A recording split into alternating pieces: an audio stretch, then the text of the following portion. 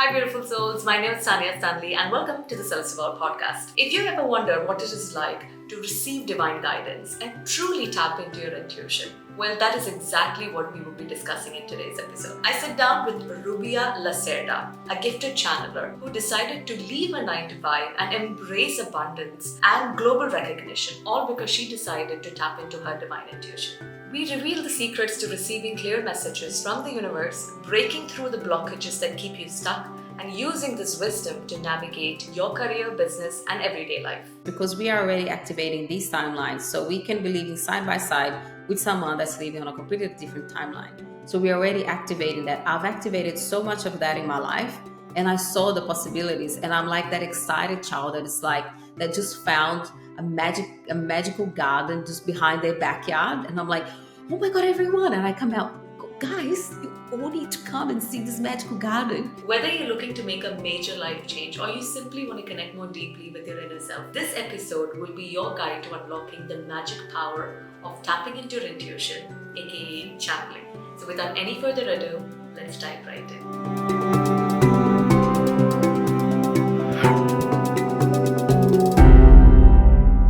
Today we have Rubia Lacerda. Welcome to the show, Rubia. Thank you so much for having me. So tell us, Rubia, what was it like before this whole magical journey started for you? What was your life like? I was just living a normal life, and as I grew up in Brazil, so that's where I was born, and I was always quite intuitive. So the spiritual side was always there, and the intuition was always there. And I went to university, moved to Australia, and just always putting my intuition and the things I was feeling, sensing, knowing, sometimes seeing to the side. Okay, let's just go be a normal person. That was like my narrative. Until in 2015, I had some events happening in my personal life where I thought, oh my God, I really want to help people. I want to work with coaching or healing or something like that. And I started studying. So I was living what I say, for lack of a better word, a normal life, but simultaneously, the intuition and the spirituality was always there on the side. You know, they said that, I think it was in the Mayan calendar where they said that the old Earth is going to end in 2012. And then they just said the time stops at 2012. Do you feel like so many people also went through similar situations like major trauma or something around that time? I feel so. I believe that. And I also believe it's still been happening, and it's been even more since 2020. And it's happening now at an accelerated pace that I've never seen before. We've become a lot more sensitive. We are a lot more aware, and we are sensitive on different levels as well. On physical level, like the things that your body used to tolerate, no longer tolerating, and situations that we would tolerate, behaviors that we tolerate. So we're becoming a lot more sensitive and aware, and which is opening up more to connect with this mystical world. Hmm. True. Dolores Cannon had said that time has changed now. Back in the days, time was, she said, like we are less shorter by 8 hours or something. I don't exactly remember the numbers, but apparently time has fastened. It's faster right now. And my parents, and in our community also, we say that now it's not like before. People get karma instantly. Whatever they do, they get karma, instant karma. Do you think something like that has happened to time as well? 100%. I have their experiences. I remember last year when I was going through a spiritual awakening. I remember this was around, so in September, having a conversation with a friend about, we saw each other at the same place in January. And I remember saying to her, that happened years ago. That was not 9 months ago. That feels like it was 3 years ago. And it genuinely felt like 3 years.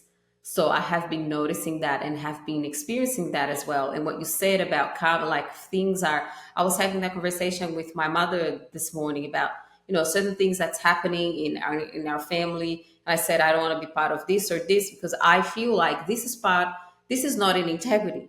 I've done so much work on myself for the last few years, and I don't want to undo some of that by being part of something that I believe is not in integrity, which means that I'll have to, I'm going to pay for that in some way, shape, or form through karma, like I said. And I feel like definitely it's happening faster. True, completely agree. So, what was it like when you? So, did you see a vision first, or did you hear a voice first? What was that first time something major happened for you? Do you remember? I remember around the age of 10, 12, becoming obsessed with extraterrestrial beings and UFOs. And that was, of around 30 years ago. So back in the day, there were no, social media. There wasn't really cable TV was just coming out, at least in the countryside of Brazil. So it's not like I was watching anything online that I could get ideas. I just became obsessed with them. So I would go to the bookstore and buy just magazines. And I remember thinking, I want to see them, I want to see them, and I'm so young having these thoughts, as a young teenager. And then from the between the ages of 14, 16, I started having really vivid dreams. So the dream, like I cannot pinpoint exactly the first time, but the dream that is still very vivid that I remember that happened during that time, it's me waking up. I'm sleeping and I wake up and I sit up. And when I sit up on my bed, I see in my bed, there was a blonde woman sitting there, which I later discovered it's a hybrid. And we were just having a conversation. And then what would happen is I would then wake up. So what was happening is I was accessing different timelines during my sleep. And they were very real because I was waking up in them. But then I would wake up in my current reality, physical reality. And then I would then call my mother. I would yell out my mother and say, she would come into the room. I would tell her, she would kind of make a joke, about who was there, and I would go back to sleep. But I kept having similar dreams often, which was affecting then how I was going at school, until got to a point where my parents noticed and they said, "What do you want to do? How can we help you?" And they had a friend who was a spiritist, who is a religion in Brazil that they believe in life before and after death, in spirits and mediumship. So I said, "Can you ask your friend to come here? Because I have a feeling he can help me." So he came with all these books about mediumship, about spiritism. And he said, "You're most likely a medium, and that's why you're having this. Your gifts are being activated." And I was 16. So I started reading multiple books, but that's when things really started to heat up. Then my clairs were activating. And, at the time I was going out, partying, drinking, on the weekends. So it was a little bit messy. It was all happening. Oh, that must have been hard, especially the teenage, all the things, the hormones and all the changes. And then you've got, that must have been really crazy. I had a guest who came up on the podcast as well. And she said that she was also once sleeping and she saw this blonde haired woman standing in a room and she freaked out.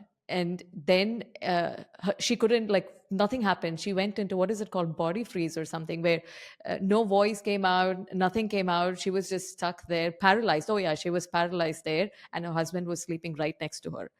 So that shock happened to her. So for you, you were just 16, you had nobody who could understand or talk about these things with you, right? It must have been really traumatizing for you, right, at that point of time. It wasn't as bad. There was so much going on in my life as a teenager and with my family at the time. There was just so much going on. And in Brazil, because of spiritism being known, it wasn't so taboo. It was taboo for other religions. They would look badly at spiritism. But because it was there, I didn't feel so out of the norm. Also, I was very curious about it. I was like, okay, so if I'm a medium, oh my God, I can talk to spirits. Oh my God, okay, I'm gonna sit here. And then I started going to spiritist center where they do mediumship practices. They channel the spirits of beings that have passed over, but they're stuck and they can't go to the other side, or they're stuck here. They don't accept that their body died, etc. So I started going there at the age of 16 to try and channel. But it was very ego based. I was very excited, and I just wanted to channel so I could tell all my friends that I was channeling spirits. Oh, So I to can't. be There the was a cool part one. of yes. And in saying that, I did have a lot of those freezes, and sometimes because I would drink alcohol, which at the time would lower my frequency, a lot going on in my life, I would then sometimes I could feel the presence of spirits that didn't feel nice. So there were times that it was very scary, and it was like I just want to sleep. I just want to have a peaceful sleep. Sometimes I had to wait until it was morning because then it wasn't dark anymore. I wasn't so afraid. Then I could sleep. But yes, there were times that it was quite tiring. Hey guys, if you've been enjoying this video so far, please make sure to support this channel. You can either subscribe to the channel, leave a like or a comment, or even share it with your family and friends. Apparently, it helps with the algorithm and I have no idea how that works. Also, I'm sending out weekly love notes where I'm sharing with you my own personal spirituality journey, and also will keep you posted on the upcoming community events that we have. We have a lot lined up for you. We've got group channeling events, Akashic record reading events, and a lot of such community events that I think you're going to absolutely love. All you have to do is go to www.celestevolve.com/love notes. Now let's get back to the video. As a parent, right? I mean, I'm interested in all of these things, really interested, but I'm a big time coward as well. Nighttime, nope.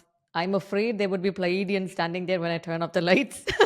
So then once my daughter said, Mom, I can hear something. And I was like, oh my God, I don't want psychic kids at the moment. I can't deal with it.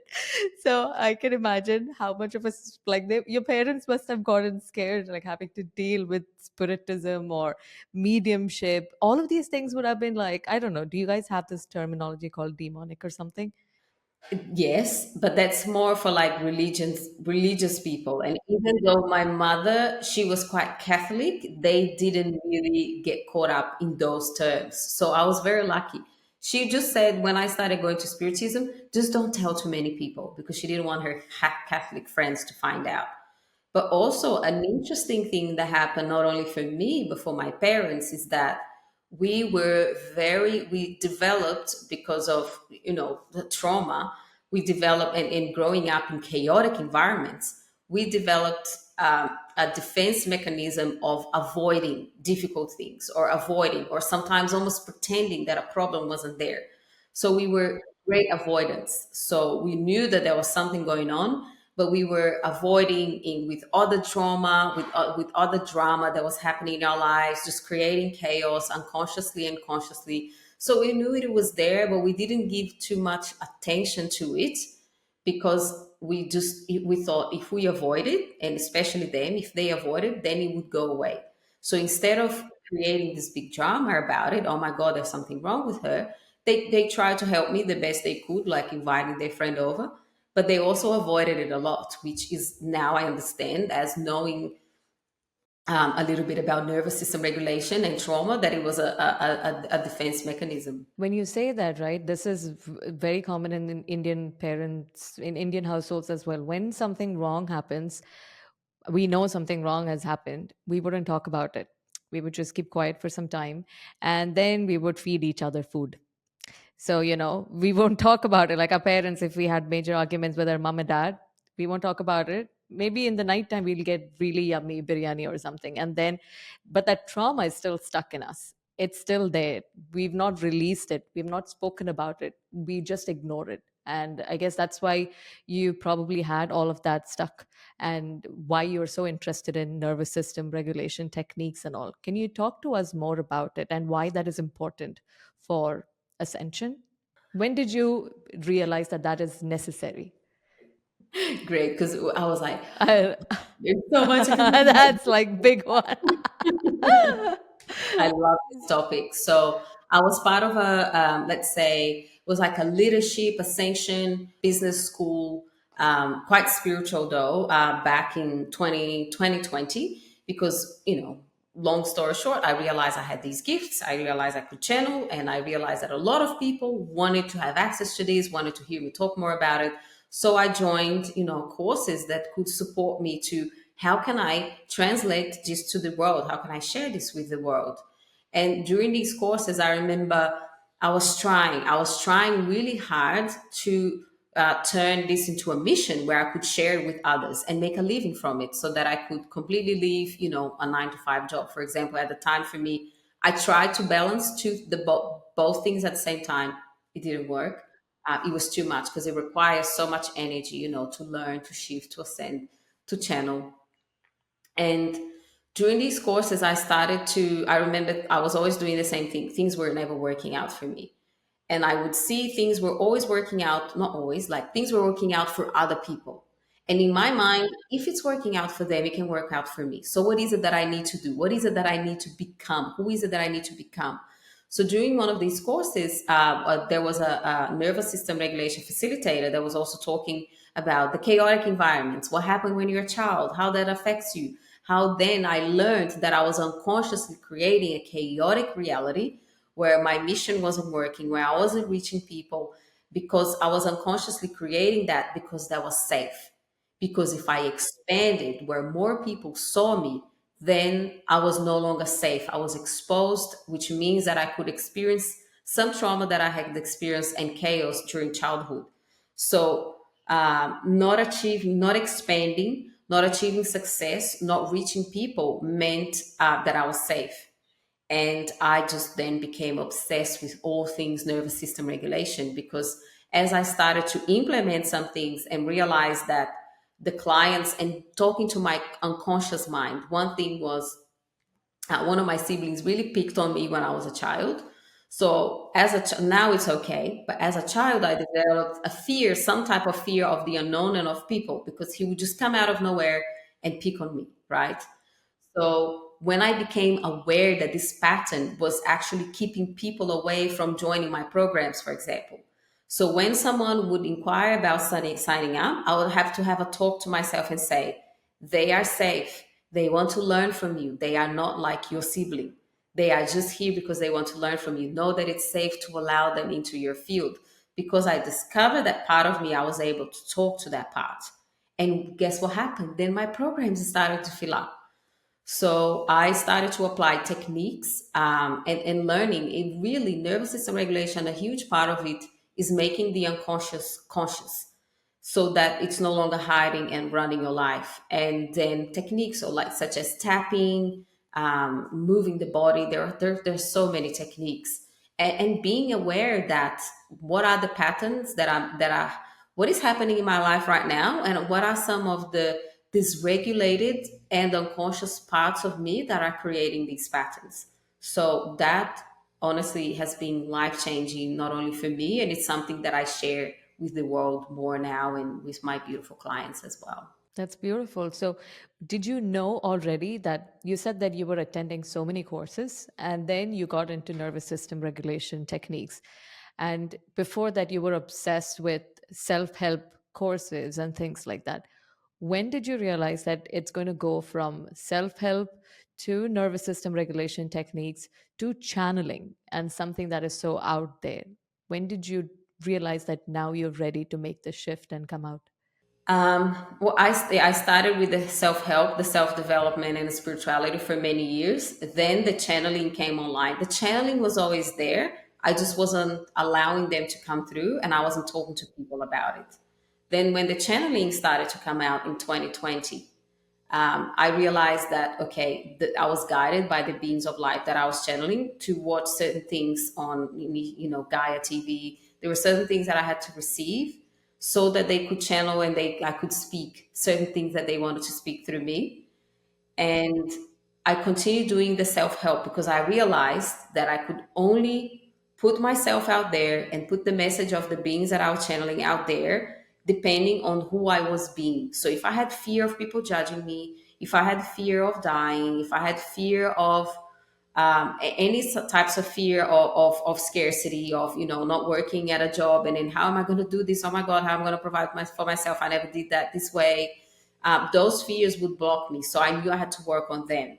And through doing that work, is that then the nervous system regulation came, and now it's the combination of all of it. If that makes sense. That makes sense. If you realize, I don't know if it's just me who noticed this, but after COVID happened, from 2022 onwards, all of Instagram, there was a hype on self development. and hustling.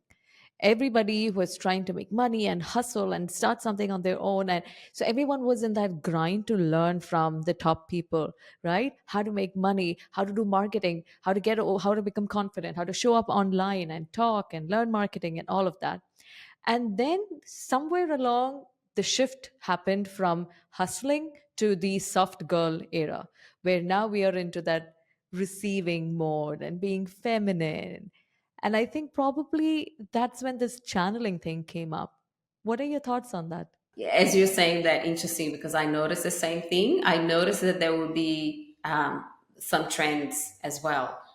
And there's some certain things that will become trending. So the hustling was more, and now it's more the feminine. And what happens is we have to be so careful what we are allowing ourselves to consume and receive, as we are, especially through social media or YouTube, that we are receiving, because we're being programmed to, okay, with the trends.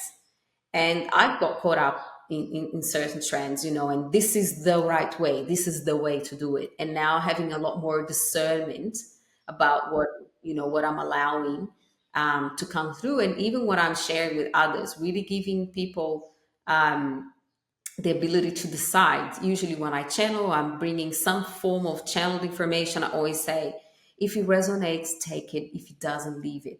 So that people are able to have discernment to what rings true for them. That makes sense. Have you ever done a past life regression where you know what your soul contract is, what your mission is in this life?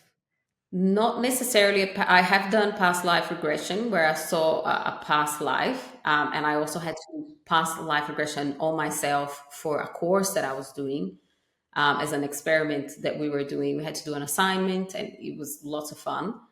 But what I have done, I have connected with future versions of myself, with have showed me my mission. Well, they showed me, first of all, they said you have a choice. And these are some of the things that can happen if you take on this path. If you don't take on this path, it's okay, because you get to choose, you have free will. But there is a chance that you may get quite depressed, because you're so passionate and you love helping people.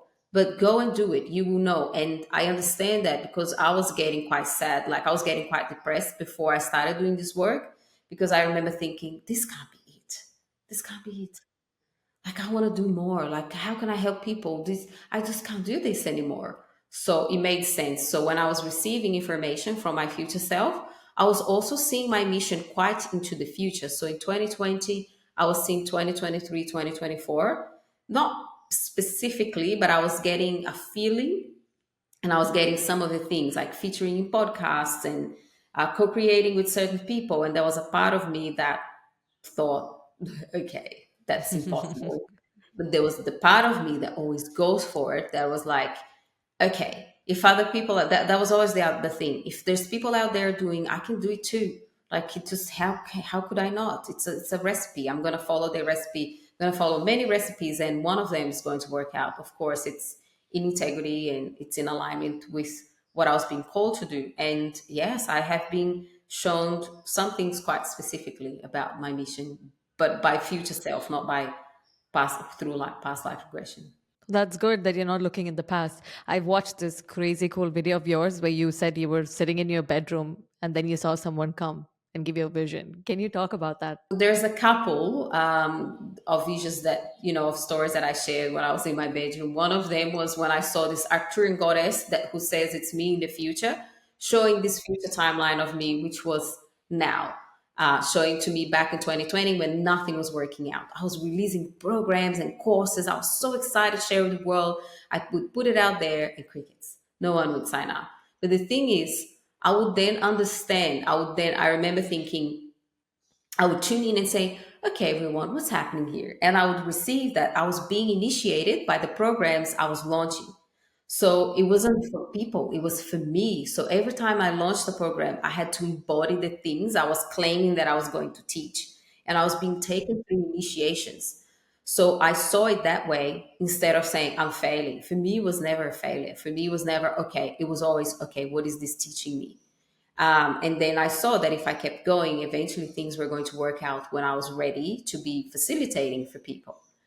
And so that was really helpful seeing this future version of me. And then the other one was really, really interesting. I was just lying in bed doing a future self connection, and I connected with me now. So 2023, I would say 23, 24 was connected to 2020 Rubia. So I remember lying in bed and I was visualizing, and there was a whole thing of how do I look like, how do I walk like, how do I talk like, and how was I what was I wearing at the time. I didn't really wear any jewelry, or I was there was I wasn't I, it was a bit different.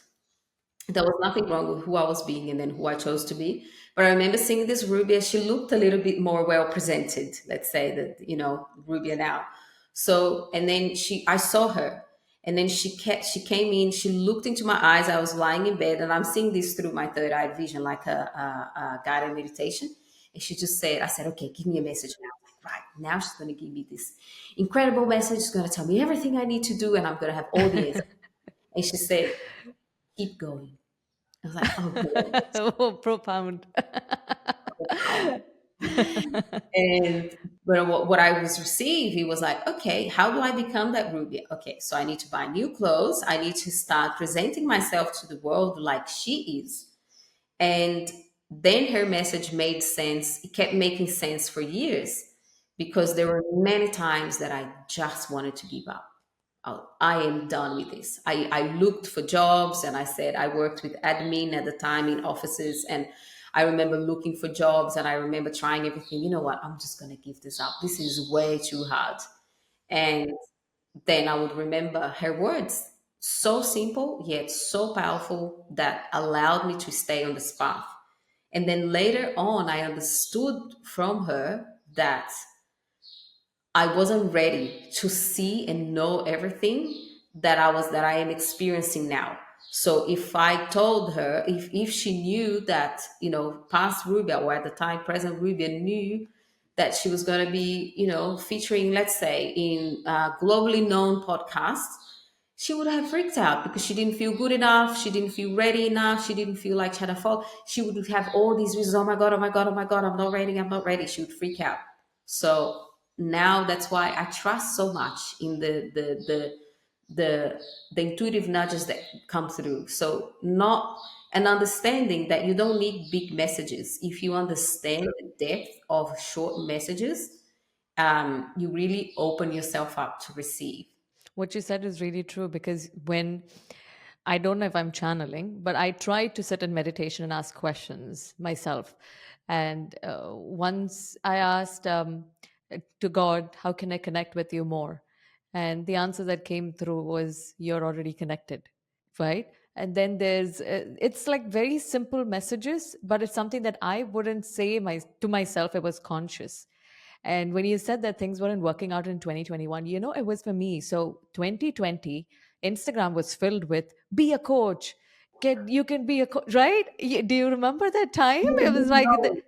huh? 6 figures, 7 figures. Six, oh my God, 6 figures, 7 figures. And I'm here sitting with 1 figure, and I'm like, why am I?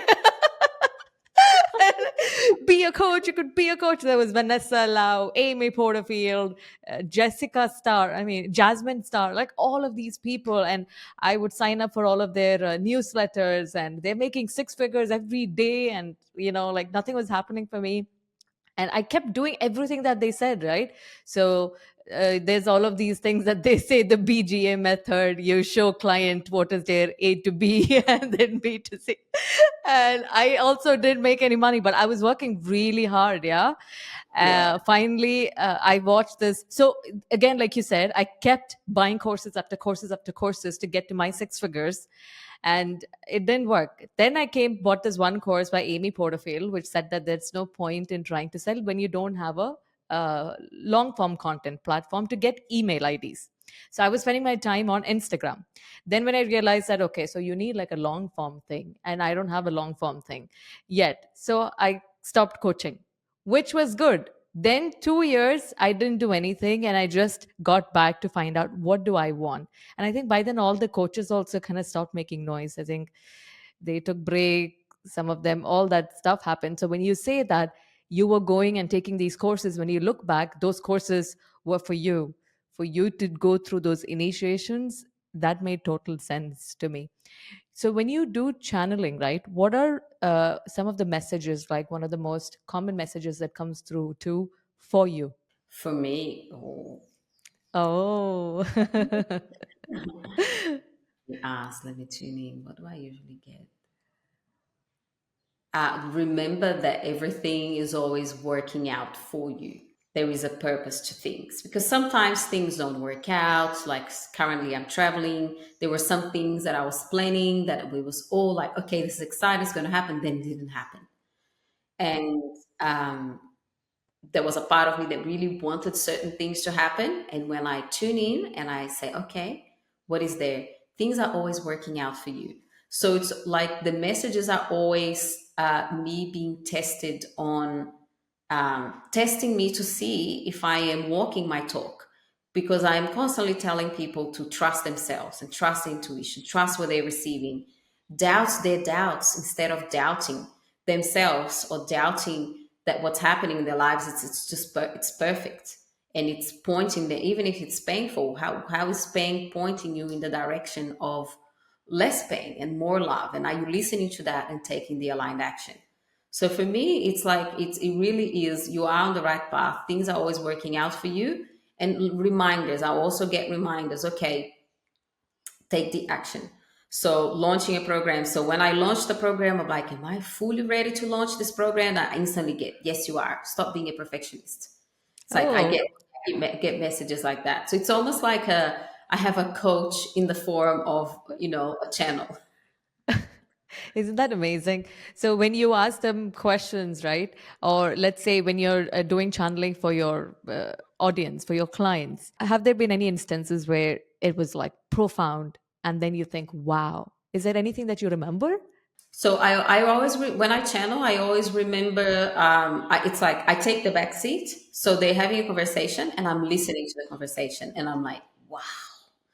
And I am experiencing the channeling. So I trans channeled for a couple recently, and I know them, and it was incredible because I could feel their connection. I could feel how they were receiving the message. I could feel their emotions and their connection with the Arcturians. And then afterwards, so during the conversation and after as well, reflecting on what the Arcturians were saying, I was, wow, that is life changing. That is just incredible. I cannot remember one time that no, actually I can. Most times that that I channel the Arcturians or that I channel the beings of light, I am always wowed by what comes through and how it supports people. And most of the time, they're simple things. They're just the way that they talk, the way that they show people, like they shift the lenses that people are using to see their reality. They're able to support them, have a paradigm shift or a shift in perception. And the only times that I can remember that I wasn't wowed is because the person who was receiving the message, they wanted a magic pill, and they basically wanted the Arcturians to tell them exactly what steps to take in whatever it is that they wanted. So it was hard for the Arcturians to speak to them because they were trying to show them the gifts in what was happening to them and show them that then giving them an answer for them to go out there and take action was actually not going to fix their problems. It was just going to be, if anything didn't work out, they were going to come back and say, well, the Arcturians told me to move countries and I did, and it didn't work out. Therefore, it's their fault. And they weren't going to take responsibility for the actions they were taking. So usually it really depends. So I'm very careful, like with, when it comes to channeling, it's a reason why I charge more for it. It's the service that I charge the most is the trance channeling, because I had a lot of experiences when it was a lot cheaper. What would happen is they were having like quite more mundane, basic conversations where it was exhausting for me to be channeling that type of work. So now I have a lot more reverence for it. And it's not like a psychic reading or like a let's look into the future kind of thing. It really is for people that want to expand and evolve and like fully open to receiving the answers and the message that they have to bring through, rather than just give me a magic pill and fix my reality and tell me one, two, three, four steps that I need to take so that everything's going to be okay. Hmm. That makes sense because, I asked this question once while I'm sitting in meditation. How do I know if I'm channeling? That is, I'll ask you that question later. But once I was sitting in this meditation, I asked, should I move country? Where should I move to? And the answer that came through was, where do you want to move to? I'm like, I'm like, tell me something. So I said, Qatar. And then they said, do you want to move to Qatar? No. So it's like, I don't get I understand when you say that they never tell, yeah, you have to stop. Yes, you have to do this. Or it's never it's never hardcore answers. It's more like, I think they're more like trying to make you tap into your own uh, intuition, right? 100%. So usually with one-on-one sessions, more like when I channel in podcasts, is a little bit different. But usually one-on-one sessions, people come with their personal life and they ask me questions, and they do exactly what you just said. They say, "What is it that you want? Do you want to move? Okay, where do you want to move?" They say, "Close your eyes, tune into your heart, and what does your heart say?" So they usually ask questions back. But there is something that happens when you channel, like in your meditation experience, from what you're saying. It's like you tap into the field, like you're more connected. It's like your logical mind is not so present, trying to nitpick everything that is happening there, and you're able to receive these messages that you're receiving, like when you meditate, and sounds like when you're channeling. Hmm. When the clients come to you and they want to ask you questions, what kind of questions would be more appropriate for them to ask? Like you said that asking you, should I move countries or should I do that, is probably not worth it, but there are people who ask you soul evolution kind of questions. What do you mean by that? So I wouldn't even say the questions that they ask, but the intention that they have. What is their intention for having a session? And I have offered what I call soul blueprint readings in the past. I took that down because I could notice that the majority of people were like, "Give me all the answers." So my favorite is to take people through breakthroughs. So when people come to, like, for a session, work with me, whatever way, shape, or form, even having a conversation like with friends and family, is what is the intention to have that conversation? And for them, it's like, okay, um, I want to activate my mission. Like, I have these gifts, I have these abilities, I love helping people, but I don't know how to. I am afraid if I start sharing on social media about what I do, what I love, I'm going to be judged. People will think I'm crazy. My family is going to, I'm going to be excluded out of the pack, because that's a deep fear on a conscious and on unconscious level. So that's the intention. So it's more like if people have that intention. And I've had people contact me and say, "I would love to have a session with you." And I say, "Can you please tell me why?" So I don't send them a link and book you. "Please tell me what you would like to have a session." And depending on what they say, I have said to people, "Look, I recommend you go and look for a psychic, for example. That is not something I can help you," because they wanted answers. But then I say, "Look, if you like to get to the root cause of why you have been trying, let's say, for 2 years to put your mission into practice, but you haven't been able to, I can help you with that." And I feel like that's going to be much more effective than me just telling you that you're a beautiful soul, that you're amazing, you have a fantastic mission on the planet, and humanity is waiting for you to come out. Because when you have readings, you will hear that stuff. And sometimes people get a little bit addicted to readings because it really boosts up their ego. But it's not getting, a lot of the times, it's not getting to the root cause of why they're not doing the thing that they've been wanting to do for a while. Hmm, that does make sense. I was reading this book called The Kabbalion. Have you heard of that book? Yes, I'm Oh, listening. okay. So, oh, are you listening to the book too? Yeah, I have What? audiobook version. Me too, on Audible. Yes. So there is a free version. What is This is crazy. Yeah. So I'm listening to that book, and the book talks about how back in the days people used to learn in depth about laws of the universe. And when we right now have a lot of mystery schools and stuff like that, do they teach about these laws of the universe? Why do you think we would ever have someone like Thoth or Isis or Yeshua come again on the planet to teach these things in our time? Good question. I feel like we could, I can't sense that it's happening anytime soon, but what is happening is there are a lot more channelers, people having their channeling gifts activated, and people that are doing what I'm doing. So I went public. I've gone public, and I talk about this globally. There's people that are talking on to this to only to their circles, like they don't want to expose themselves, whatever it is. There's a people's abilities are being activated like never before. So the information from Jesus, Isis, information that they share is coming through us on an individual level. What do you think now you're channeling? Do you ever aspire to be someone like Yeshua or Isis or Thoth or Buddha? One of the channelers said, Daniel Scranton, he said that we don't want another Buddha. We don't want another Yeshua. We want someone new. And I'm like, wow, look how they just, spoke about, I think it was the Arcturians probably saying Yeah. that, we don't want another. I'm like, oh, cool. I could be someone different too. So when you, when you do our channeling, do you, like, what is your goal? When in our career, we have, okay, from here, I want to be a manager, then I want to be a director. Are there any stages like that in channeling? Because you say that they're always putting you through test. What are they testing you for?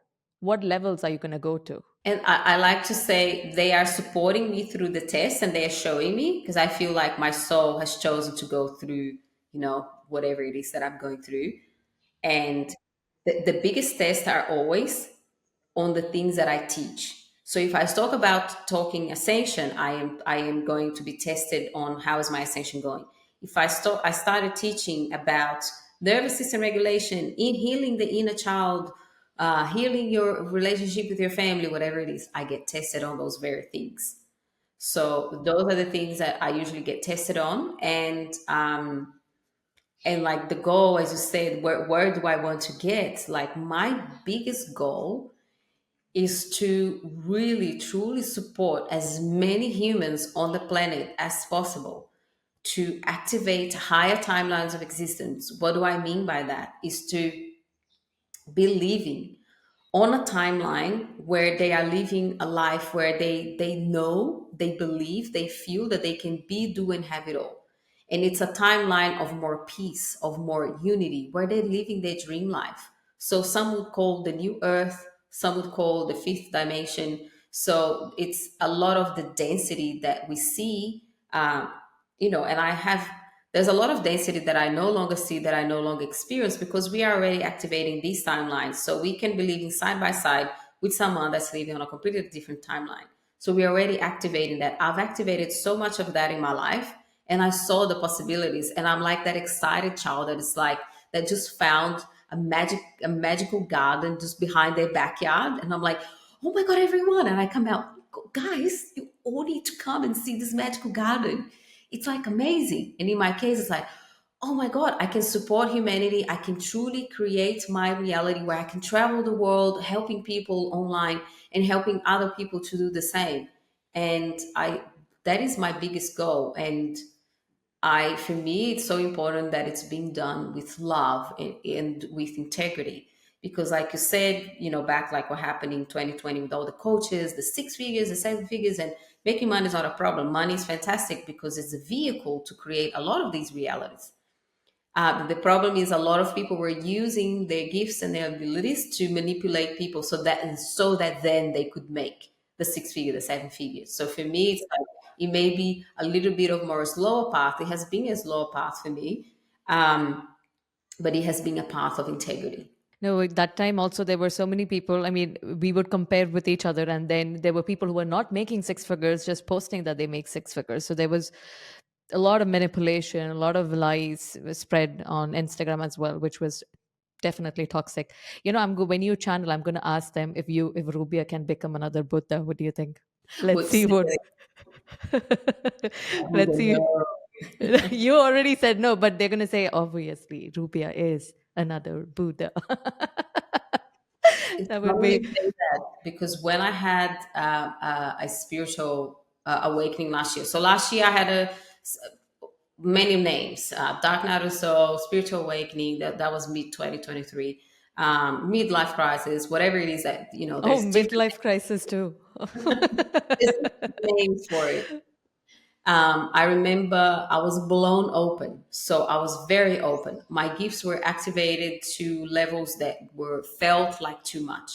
And I remember one day walking on the beach, feeling everything, seeing everything, knowing everything. And I felt like I had the wisdom and the knowledge, the embodied wisdom and knowledge of a Buddha. That's what came through for me. And I remember thinking, I do not have the foundation right now, the structure to hold this amount of wisdom and knowledge. Like I feel like I'm going to go crazy. It's too much. I just can't hold this right now. So I had to live with it on and off. It would just happen in different stages, different levels. And then that's when I really discovered the importance of building a really strong foundation and being grounded on this earth and regulating my nervous system and dealing with whatever trauma I had to deal so that I could hold that level of wisdom. And if you ask me that prior to spiritual awakening, I would probably be like, yes, I would love to be like a Buddha and like a Jesus. And now, because I had a glimpse of it, which wasn't in the best of the situations, because I was blown open and everything was too much, and my life was falling apart. And I thought I was going to die many times. I didn't think I was going to make it. And now I have lot more reverence for it, and I see the seriousness of it. I'm like, whoa, like, who do I need to become to hold that amount of wisdom, and what do I need to let go of in my physical material life to hold that? So I see it from that perspective. So it's interesting that you've touched on that subject, because I haven't spoken much about it. When you said that you went through death so many times, Vikrant is someone who apparently learned under Osho, and Osho calls himself enlightened, I think. I don't understand what exactly enlightened meaning, but probably you said that you got this glimpse of what Buddha must have seen. And what Vikrant says is that stop, because at one point I was pursuing enlightenment, like Yeshua or Buddha, because I got tired of just getting little bits of information from channelers. I'm like, I just want it all. I want to like graduate, get over it, you know? And then Vikrant said that once you get to know everything, your ego dies. Then you become nothing, and then it's just a dead body that's walking, because it's like you it's no longer Tania with the ego, the one who is sitting here in Dubai, and it's none of that. You realize that you're all of it.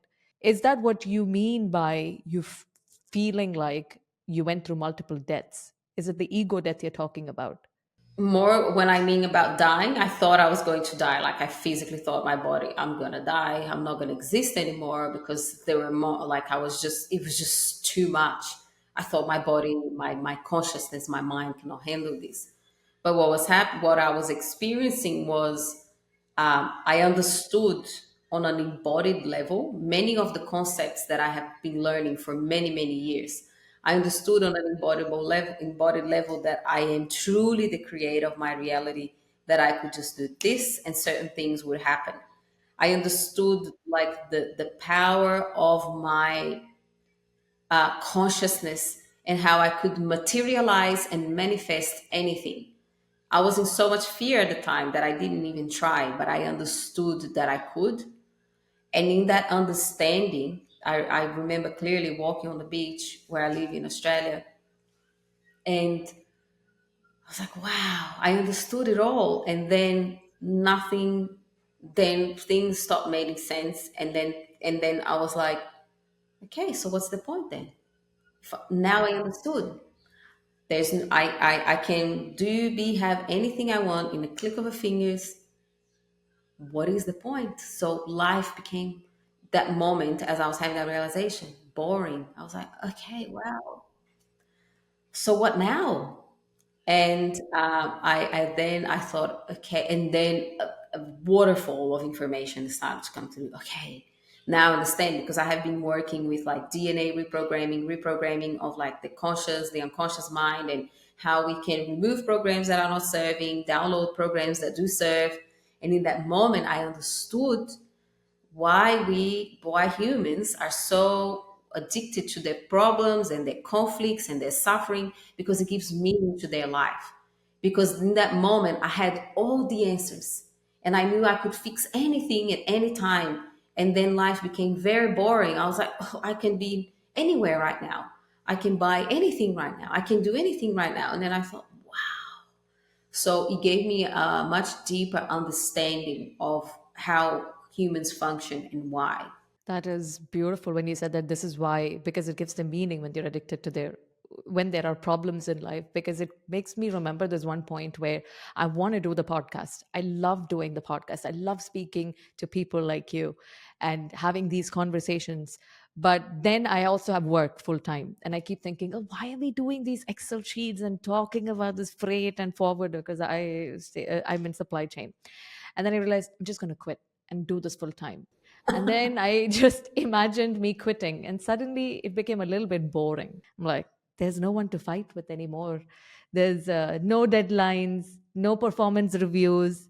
It's just this thing. So it's like, okay, fun. Let's do it for fun. So I understand when you say that. Yes, and I love that. Yeah. So who all do you channel? You said now you predominantly channel the Arcturians, but before that you were channeling so many different people, right? I mean, entities.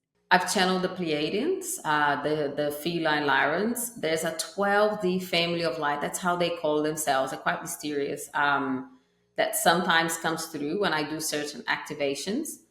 And there's a Pleiadian priestess that's like a decoder. But the Arcturians are more the, let's say, if we agree that we're going to channel on a podcast, for example, or if clients, someone comes, wants to have a session, it's the ones that I've like, we've made an agreement with each other that they're the ones that I'm going to predominantly channel. Sometimes others may make an appearance for the purpose of, like the Pleiadian priestess. She is a decoder, or she supports with decoding programs that are no longer serving people, to remove those programs, download new ones. And and she does that to a broader level that I could do it on a human level. That's interesting. So what is your process like when you channel? So I always,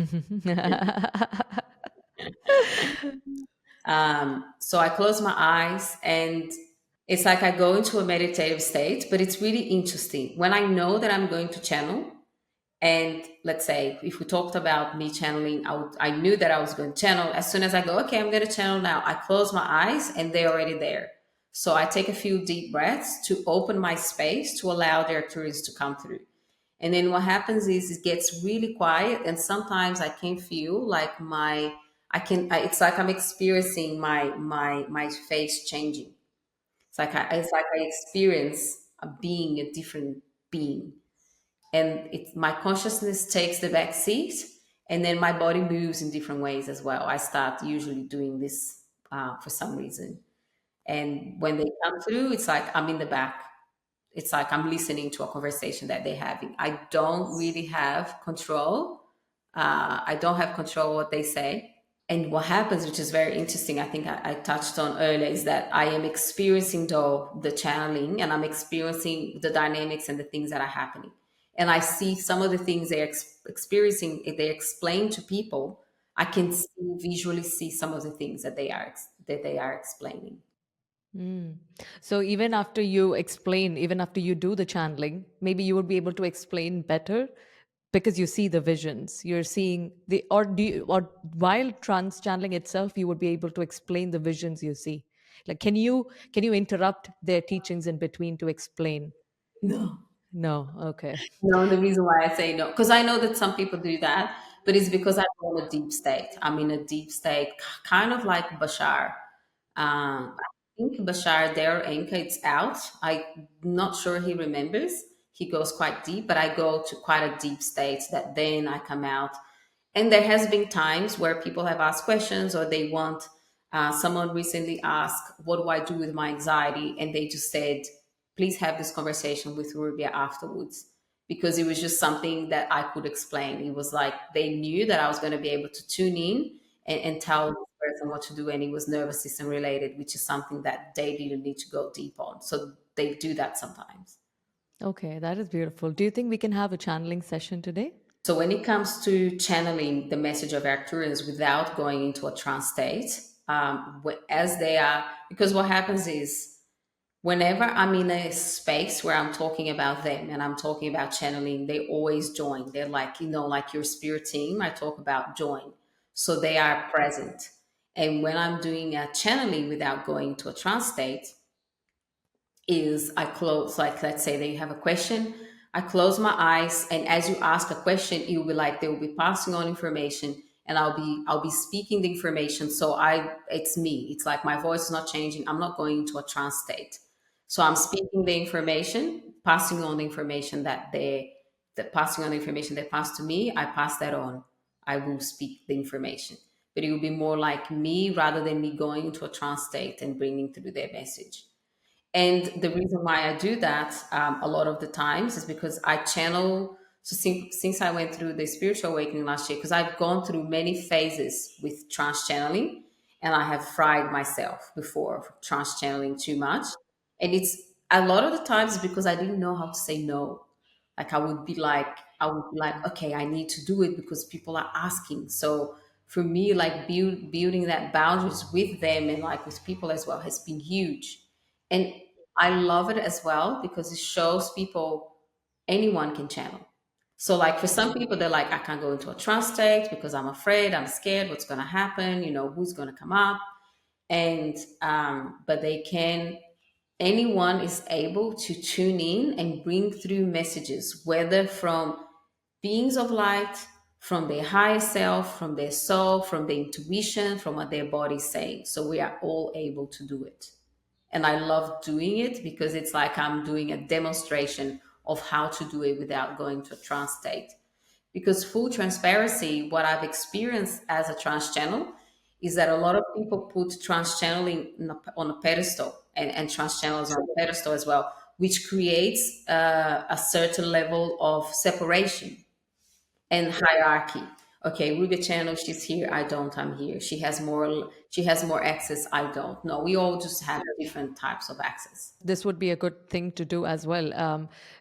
It, like you said, we do think that trans channelers are, we do put them on a pedestal, and then we're afraid to ask questions and all of that. So this is one way you could understand, where any questions you ask, before you respond, if you just take a moment, take a few breaths and tap in, you would be able to get the answers yourself as well.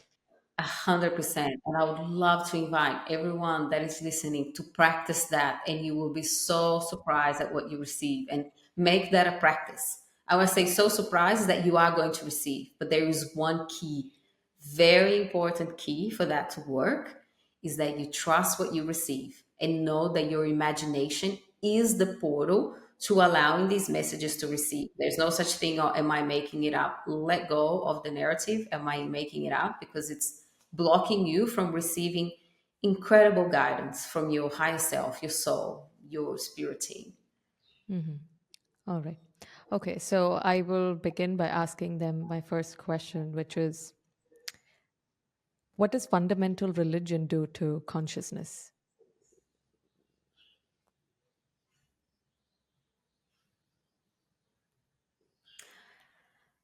So what I'm receiving is that fundamental religion has a role. It has a role to plant seeds into humans' consciousness, awake a lot of people up to the next level of their ascension. So it is there to open people up, to show that there's something beyond. And like most things on planet Earth, there is a duality. So there's the side where people will then have the free will if they want to take it to a path of light, of love, and of ascension, or to a path of this is wrong, this is right, I am right, you are wrong. So there is a role, but it depends on the perception and the free will of those who are taking part on it. How can I forgive myself? There are many ways that this question could be answered. It would depend what is it that you want to forgive, and why there is a need to forgive there. So the way that the Arcturians is explained is like, what I'm seeing is they're saying, go to the root cause of why there is something there that it has caused the resentment and the need to be forgiven. So it's finding out, why is it there? go to the root. So what I'm seeing is that what they show is like, a lot of the times it could be something that happened during childhood. It's going back to that child version of yourself, seeing what is it that that child version of yourself needs, so that that version can forgive themselves, and then so that it can then ripple effect into your adult life. Because what they're showing is that as a child, a lot of the times children will take on responsibility for something that's happening in the environment. They'll say, oh, this is wrong and it's my fault, and I'm going, and then it creates this resentment to self, which then, then you get the question, how can I forgive myself? Does that make sense? Is that helpful? Yeah, that does make sense because even in the course in miracles, Yeshua talks about there's nothing to forgive because you go back to the time right before you think you made the mistake. You were going through some wrong perception. You thought Exactly. that, yeah, there was something that you thought you were doing wrong, which now you realize you weren't. So it does make sense. And what do we have to do on the planet now in order to get through? What choices do we have to do in order to evolve and ascend? So when it comes to evolution and ascension, the first thing is that, the Arcturians they share this often, is it's on an individual level. So whatever it is that you're doing on an individual level, that is going to have an effect, and then collectively you can then evolve and ascend. And on an individual level is who are you being in the world? What are the thoughts, emotions, words, actions that you do, that you're speaking, actions that you're taking? And who are you being, most importantly, when no one is watching? How are you living your life with integrity? Because when you do that on an individual level, and you go to the places that you don't want to go, you go and face the things that you don't really want to face, you forgive the people in your reality, you work on yourself, like you're walking the talk. That in itself, it's like key for the evolution and ascension of this planet. Were the Arcturians also in 3D like people on the planet Earth right now? And if it was so, how did they make the shift? Did they have natural disasters and so on? Do you mean like now, or do you mean in sometime Arcturians were in 3D? Yeah, were Yeah. Arcturians in 3D before? So they're showing me that they have been, but it was different than what it is right now. And that has been the fall, they're saying the fall of Atlantis. They were There was a form of Arcturians who was here at the time of Atlantis, but not how the Arcturians we are experiencing now. And they were being guided as well, like how we are humans being guided by Arcturians now, like let's say now in my case, being guided by Arcturians bringing through. And at the time, they were Arcturians also being guided by other beings that were in higher dimensional realms. And they were doing the best they could as well. So what I'm seeing, like they're showing that there was a lot of there was a lot of chaos that was happening at the time. You mean the Arcturians were living with the humans in Atlantis? They were In Arcturians. They were Arcturians, they were Pleiadians, and was there anyone else? There were other beings. I'm pretty sure that what they're showing me for further reference is that Matthias Di Stefano talks about this on his initiation program on Gaia TV. He talks about, and there were different beings there, including Arcturians and Pleiadians. But like I said, they were a different form of the form that they are now, because obviously they have evolved and ascended as well. Were the Nephilims something like that? Because we have the Nephilims and their fossils that we find here. Is it some ETs who were living at that time amongst us? Because in the Bible there says that people, beings from the earth, from the heavens, had children with the beings from the earth. So what they're showing me for me to share, it's interesting because recently I was, and I maybe touched on with you before, before we were recording. In Australia, there's a rock in the desert that's called Uluru. and it's an incredible sacred site. It's the solar plexus. It's um, known as the solar plexus of the earth. And I went there a couple of months ago, and it was incredible walking around the rock. And then you hear all the stories of the Aboriginals, the first people of Australia, where they have many stories where they explain that the Pleiadians, they're very connected to the Pleiadians and many other star beings, and that they were co-creating with the Pleiadians, and they that we have Pleiadian, Arcturian, and not only that, that we have star seed in our DNA as like right now, because if they were co-creating with these beings, there were other indigenous beings that were also co-creating other parts of the world. So we all have star seed in our DNA. Right. So right now, are there so many people, and we hear that there is Pleiadians incarnated as humans and Arcturians incarnated as humans. Is that true? Not to the way that people believe that it is, that there is a pure Arcturian or a pure Pleiadian, but there is, in the sense that it's in your DNA, it's in humans' DNA, and for some humans, it's to a high degree. So let's say I have on my DNA as Rubia, I have DNA Amazonian indigenous, and I have Portuguese. And I know that they're about 50, right? And but for some people, they have 30%, or maybe I'm saying 50-50. That's more of an assumption. Some people, 30% this, 30% that, 30% that. It's the same when it comes to the DNA of humans having DNA of Arcturian or Pleiadian. And in the, obviously, like I say 50-50 as an explanation, but it's the same. It could be 25% Arcturian. But because we don't have the technology to measure that yet, we're not able to scientifically say, I am 30% Portuguese, 30% Amazonian indigenous, and 30% Arcturian. Hmm. Where is the Akashic Records? Is it on the Earth plane?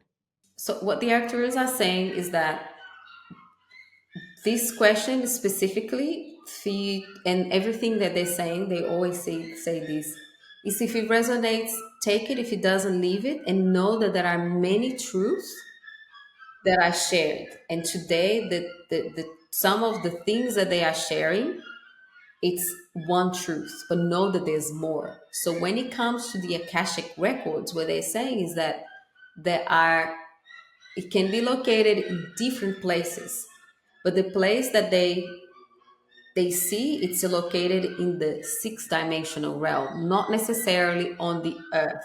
There are records that are located on the earth, but they aren't specifically the Akashic records. And they're saying that they're curious to know why you say, why do you ask specifically, is it located on the earth? Because I recently watched a podcast where they said that the Akashic Records is on near the Earth plane, which makes it easier for everybody on the planet Earth to be able to access it. So it's not somewhere far away and somewhere else. It's pretty close. It's like the database is right next to the organization. Okay, great. So what they're saying is that when it comes to like far and close, it's more like of a human perception. Because if the Akashic records are in the sixth dimensional realm, as once again quoting Matthias, says that the Akashic records are there, is that we can access those realms easily. But we may have the far thing is just the human perception, because things, time and space happen here in the third dimensional realm. But once we access the field, once we access, we're in meditative state, in channeling state, we can access these realms easily. Hmm. I hear many channelers say that by the end of the year, the DNAs would have already upgraded. Is that true? And what does that mean? So DNA will have upgrades. The whole of humanity is going through a DNA upgrade. But what happens when you go through a DNA upgrade is that many humans are ready to embody that upgrade, receive it, then embody.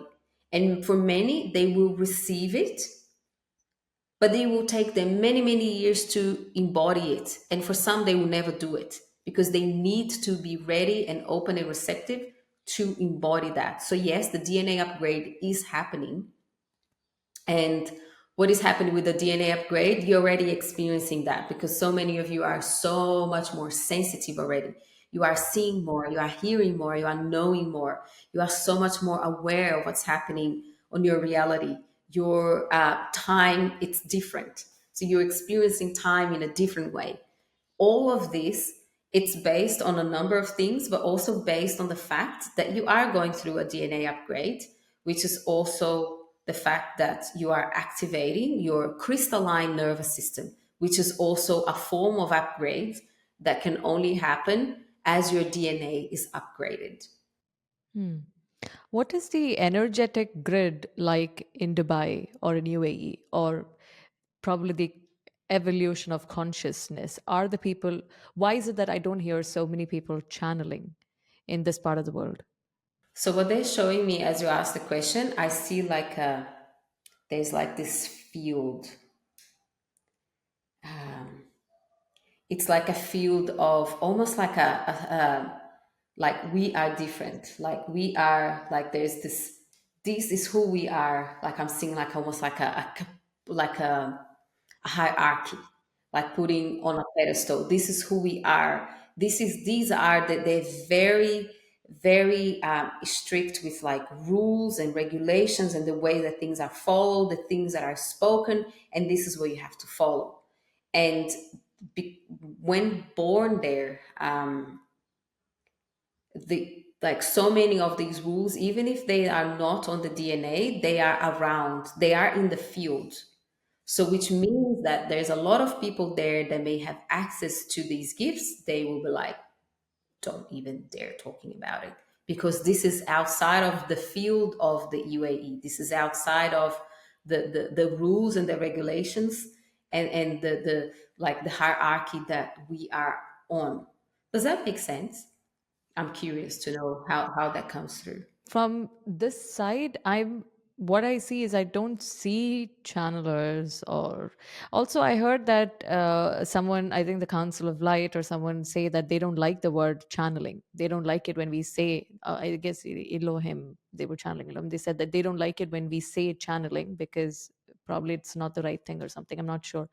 So I don't see many people here. And one of the main motives for me starting the podcast here is because I keep watching so many podcasts, and everything, all the information that comes through seems to be more related to the lifestyle of the people in the US or the Canada or Australia, but not related to what it is like for us here.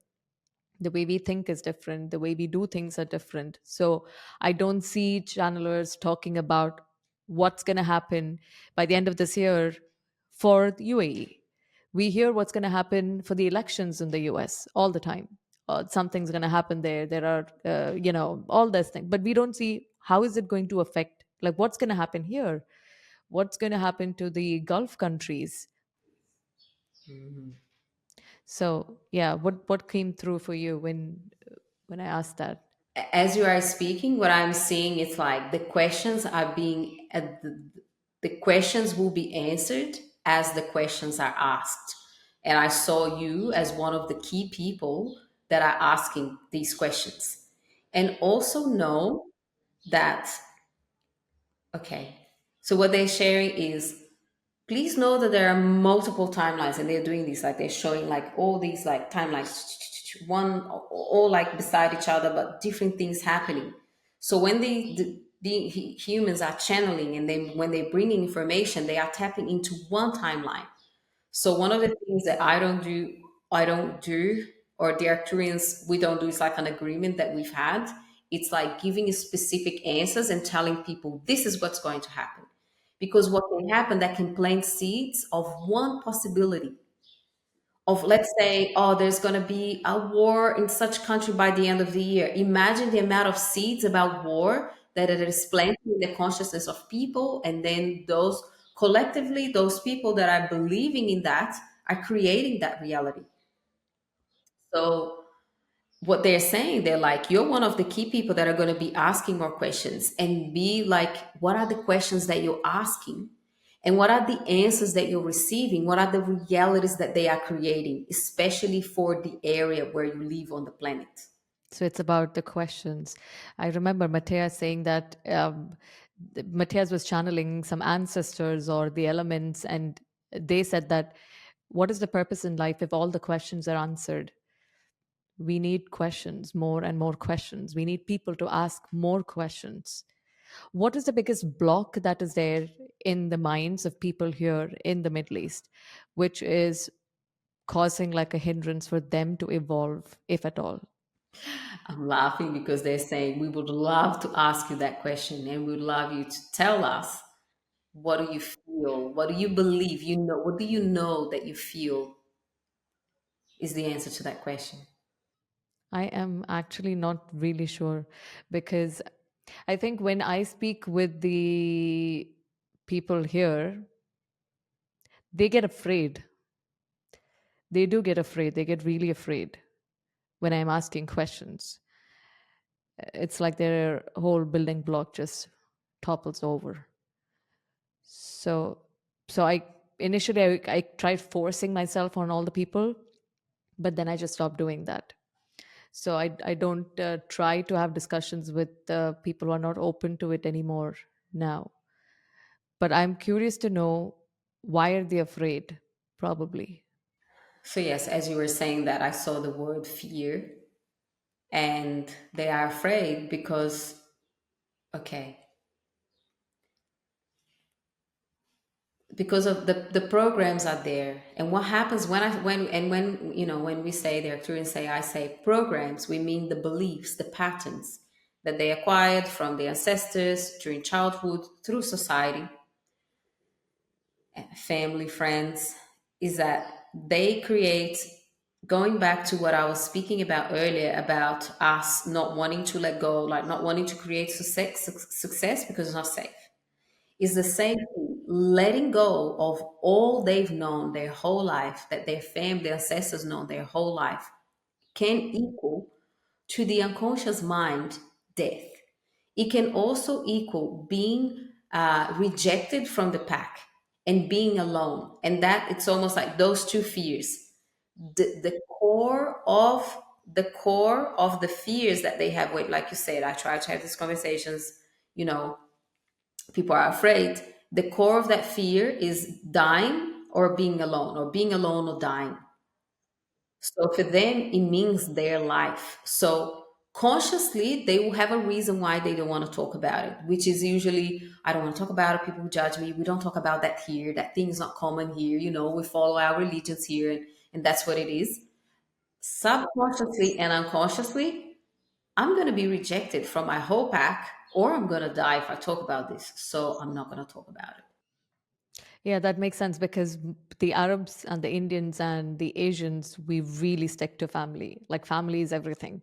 So when you start asking something, being alienated from the family is considered more traumatic than being alone. But I see that, you know how we say that in Canada and the US, there's more of hyper independence, right? That's the terminology that you use, where they try to make you feel like you are on your own all the time. And but in here, our parents and the children, they take care of each other. We are like so close to each other. It's like joint family kind of thing forever. Even after you get married, even after you have children, we are always together. So getting out of that is more, it does feel more like death, just like how you explained. That Yes, makes sense. 100%. Yes. When I'm asking questions to the Arcturians through you, how do they see me, or how do they see the people who are asking questions? Do we, like, is it like they are getting visions? Are they seeing us on screens? Are they hearing the voices? What is it like for them? Everything, because they are from high dimensional realms. They don't have the filters that we have because of this 3D body. So it's everything. So they're seeing you, they're hearing you, they're connected to your consciousness, they're connected to your field.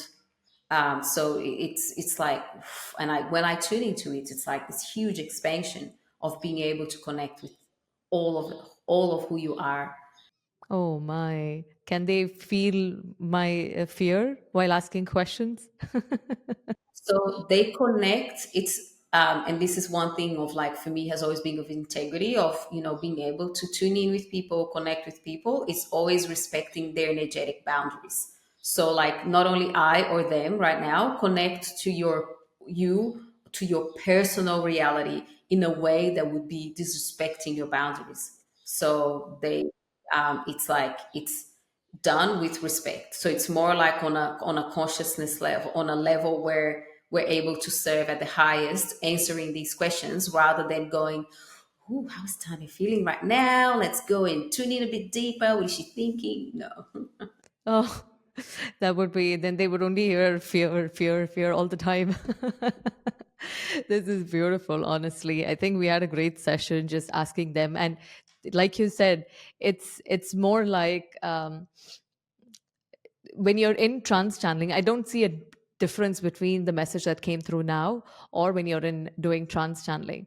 More like when you are speaking, doing a verbal channeling, it's the message, but there's still like an interaction between you and them. Yes. Yeah. Yeah, even I have also kind of felt like it's like we're having a back and forth discussion. And then we are trying to figure out, it's like a friendly conversation where we are having, and not like one person just giving all of the information and then we just stop. So this is beautiful. Thank you so much, Rubia. Can you tell us more about where we can find you? So you can connect with me. You can find me on social media. So Instagram is my favorite. YouTube, Facebook is okay, and my website rubialacerda.com. And you'll see I share a few things on social media. And yeah, I have a few things happening that you can find it all on my website. What are some of the most what is the one thing that really excites you about offerings of yourself? My most favorite offering, which was birthed from my the spiritual awakening, is like, okay, I was offering a program that was sold out a few times, and then I was told it's not that anymore. I was like, great. It took me a few months of trusting and patient that what was meant to come through was come through, and what has come through, which is now a signature program. It's called the Ascension Codex, which is all things channeling, intuition, connecting to your gifts, many of the things I spoke about today, getting to the root cause, to remove the things that are there not serving you anymore. And one of my most favorite topics, which is quantum leaping into your ideal reality, into higher times of existence. And because of my personal experience last year of not being so grounded and my foundation wasn't strong, I have someone that teaches about nervous system regulation and healing the inner child and going to those depths that many times we avoid going, so that we can come and ascend with more ease and grace and fully embrace and accept our humans, because there is no perfect human on this earth. If you ever look at social media and you think anyone is perfect or living a perfect life, all the teachers, the beautiful teachers, everyone has something going on, and everyone has the shadow and the parts of them that they're working on. So yes, that's what I'm really excited about. We can see it in your eyes, the excitement. So make sure to go and check out the website. All the links to everything that was discussed today in the podcast will be mentioned in the show notes. And you can also go to www.celestiveevolve.com/episode/22. Yeah. And do you have any final message for us, Rubia? What I would love to share, I love so much that today we worked out to bring through the message of the Arcturians through channeling, because I always trust, that whatever is happening, it's happening for a purpose and it's being perfect. And I love that so much. The final message that I would like to leave today is that I would love to invite everyone that is watching, that is receiving this through time and space, to truly know that you have a gift inside of you, and allow your gift to be expressed in the way that feels more truth to you. And if that's not trance channeling, that is okay. If that is through doing what I just did, or if that's through tuning into your body, how does your body feel about certain situation right now? Tuning into your heart, or asking the universe to show you through signs. So the signs of the universe are incredible. It's going to be a conversation with somebody, a podcast that you listen to. It's going to be a butterfly that lands on your, on your arm, or you're going to see birds or hear birds. So start to truly, really pay attention to the universe, because your gifts talk to you in multiple different forms, and trance channeling and channeling is just one of them. So not to put these abilities on a pedestal, and then know that you are such a beautiful, unique individual and very gifted in your own unique way. Thank you so much, Ruby. I would love to have spoken with you forever, but we have time constraints. So we're already over time, and I'm so glad that you stayed back. Thank you so much, Rubia, for coming on the podcast and speaking to us today. We really appreciate it. Thank you. Thank you so much, Tanya.